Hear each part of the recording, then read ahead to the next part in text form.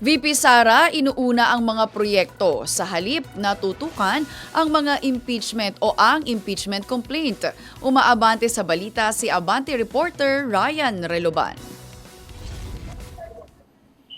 Hindi prioridad ngayon ni Vice President Sara Duterte ang mag-monitor sa mga isinasagawang pagdinig ng Kamara hinggil sa inihahing impeachment case laban sa kanya. Sa ambush interview sa Taguig City matapos siyang maghain ng reklamong perjury laban kay Ramil Madriaga, sinabi ni VP Duterte na maraming trabaho na dapat unahin ang kanyang tanggapan. Anya, kailangan muna nilang unahin ang mga programa ng OBP para sa publiko.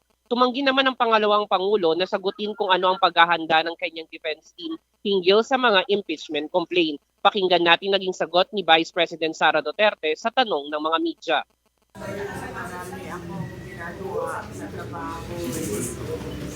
Hindi yan yung prioridad ngayon ng Office of the Vice President.